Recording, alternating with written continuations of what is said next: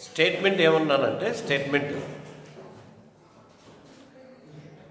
F అనేది close interval AB to R is a continuous function.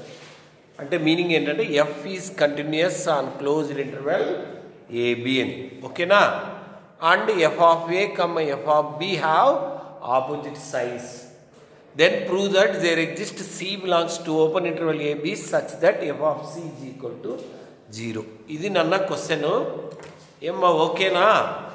Question అర్థమైందా ఏమ్మా అమ్మాయి? ఓకే, ఇప్పుడు ఎక్స్ప్లెయిన్ చేస్తాను ఇది ఇంకొకసారి. స్టేట్మెంట్ ఏమన్నాడంటే ఎఫ్ కంటిన్యూస్ అని. ఓకే, వదిలేదు. తర్వాత F of A and F of B have opposite science. అంటే ఒకటి నెగిటివ్ అయితే ఒకటి పాజిటివ్, అలానే రాస్తాం. ఎస్ అనే సెట్ని ఇలా డిఫైన్ చేసుకున్నాం. ఎస్ ఒకసారి చెక్ చేసుకున్నాం. క్లోజ్ ఇంటర్వెల్ ఏబి ఉంది కదా, దీంట్లో ఎస్ ఒక పార్ట్ తీసుకుంది. వీటన్నిటికీ ఏ ఎక్స్ తీసుకున్నా వీటన్నిటికీ F of X less than 0 అన్నమాట. వాటన్నిటికి ఇమేజ్ నెగిటివ్ అయింది. ఒకవేళ మిగతా వాటికి F of B greater than 0 కదా,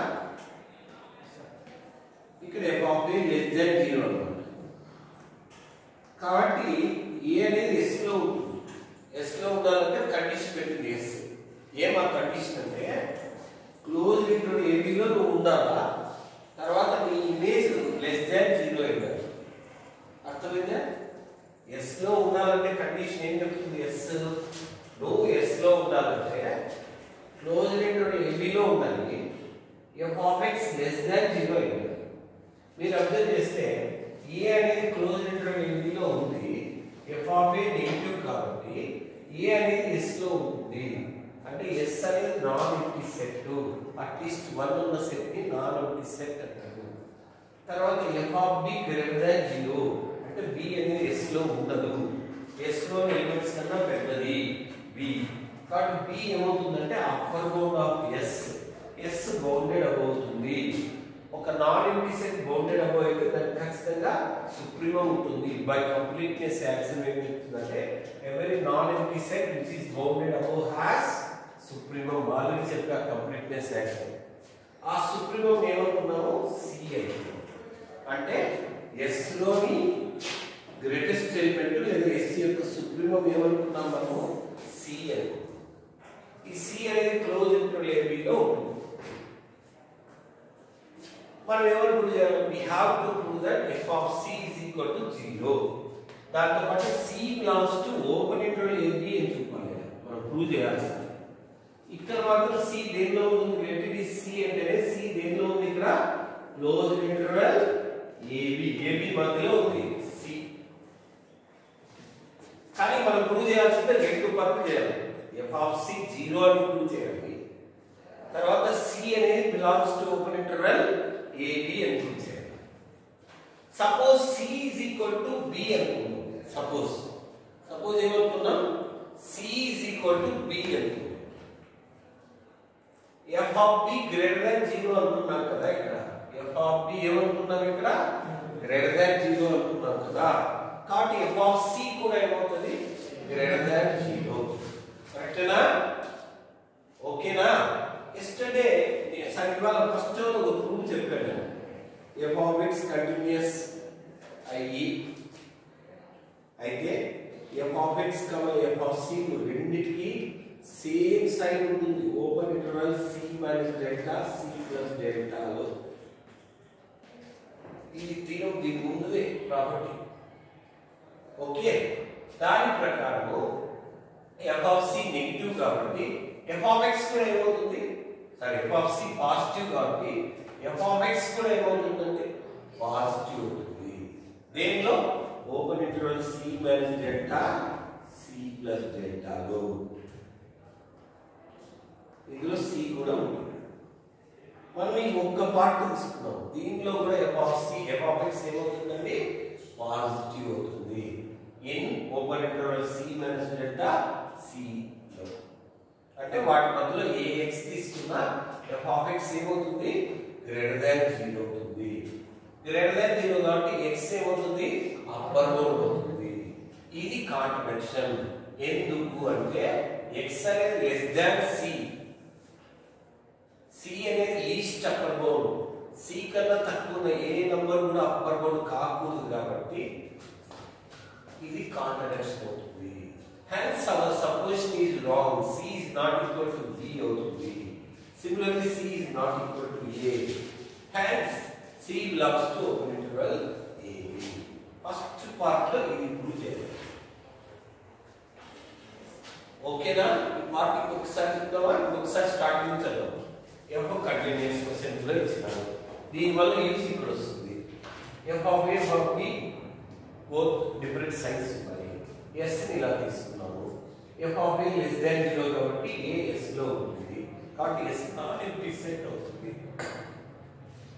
f of b greater than 0 కాబట్టి b అనేది s లో ఉంటుంది కానీ s లో ఎలిమెంట్స్ అన్నిటికన్నా పెద్దది కాబట్టి b అనేది అప్పర్ బౌండ్ అవుతుంది కాబట్టి s అనేది బౌండెడ్ అవుతుంది కాబట్టి s లో సుప్రీమం ఉంటుంది దాన్ని c అనుకున్నాము ఈ c అనేది క్లోజ్ ఇంటర్ ab లోనే ఉంటుంది మనం ఫస్ట్ ఏమని ప్రూవ్ చేయాలి c belongs to open interval అని ప్రూవ్ చేయాలి దానికోసం ఏం చేసాము సపోజ్ c b అయితే ఏ కాంట్రడిక్షన్ వస్తుంది c b అయితే f of b పాజిటివ్ కాబట్టి f of c కూడా పాజిటివ్ ఓకే యారు దిక్కు మీకోసం రెండోసారి గుర్తు తెచ్చిపెట్టలేదు f of c పాజిటివ్ ముందు ప్రీవియస్ థియరం ప్రకారం f of c పాజిటివ్ అయితే f of x కూడా పాజిటివ్ అవుతుంది దేంతో c minus delta c plus delta దీంట్లో ఏ పార్ట్ అన్నా తీసుకోవచ్చు మనం ఏం తీసుకున్నాం c మైనస్ డెల్టా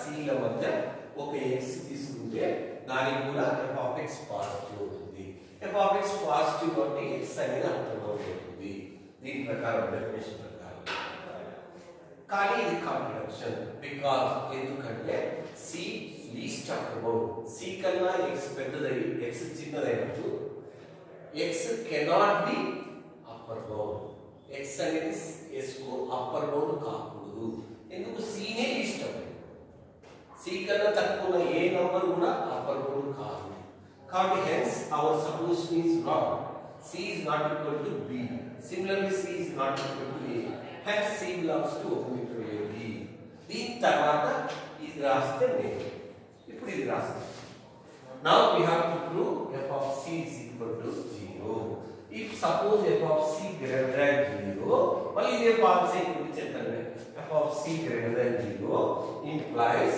ఇందాక చెప్పినట్టు f of x is positive in open interval c minus delta c plus delta అదే రిపీట్ చేయరా అన్నట్లు అదే రిపీట్ చేస్తాం ఆ నాలుగు లైన్లే కొత్తగా నేర్చుకుంటాం దాని తర్వాత ఇది వాల్యూ ఇక్కడ దాకా రాసిన తర్వాత ఇది రాస్తే నేను ఓకే ఇక్కడ దాకా వచ్చిందే f of c greater than 0 అనుకుంటే f of x కూడా greater than 0 అవుతుంది open interval c minus delta 0 అంటే there exists x greater than 0 c less than c such that x equal less than c ఉంటున్నాను c కన్నా చిన్నది అని మధ్యలో f of x greater than 0 implies x is upper bound it is contradiction because c is least upper bound of s and x less than c hence x cannot be upper bound therefore f of c not greater than 0 therefore f of similarly f of c not less than 0 hence f of g is 0 ఇప్పుడు మీరు ఏం చేయాల్సింది first దీని తర్వాత ఇక్కడ నుంచి ఈ part రాసిన తర్వాత ఈ పార్ట్ అయినా మళ్ళీ ఇక్కడ నుంచి అర్థమైంది నేను చెప్పింది లాస్ట్ లో f of c 0 వచ్చేస్తుంది ఎనీ డౌట్ ఆ పని చేయండి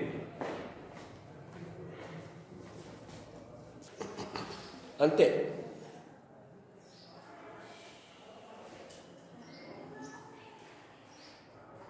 ఇంకొకసారి చెప్పాలా అర్థమైంది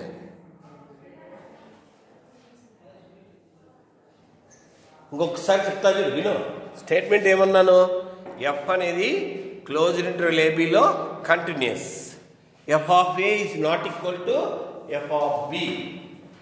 అయితే ఎఫ్ అనేది F of A F of బిల మధ్య ఉన్న ప్రతి వాల్యూని రీచ్ చేస్తుంది. F takes every value between F of A and F of B. When k is real number between f of a and f of b, then f takes k at c అనుకున్నాం. అంటే f of c is equal to k అయ్యేటట్లు exist అవుతుంది c అనేది అని prove చేయాలి. Proof ఇలా వచ్చాం.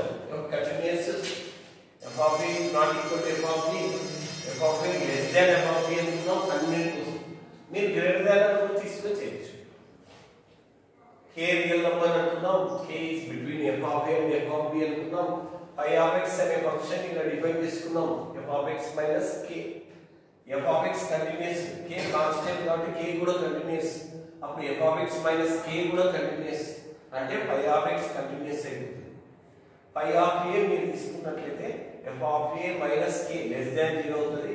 phi of b greater than 0 అవుతుంది. So phi continuous, phi of a phi of b opposite sides అయితే బోల్జానోస్ థియరం ప్రకారం phi of c 0 అయిపోతుంది. phi of c అంటే f of c minus k 0 అవుతుంది. f of c is equal to k. Most important ఈ రెండిట్లో ముందు థియరమే very important. Continuous function is bounded and attains it bounds. ఆ రెండు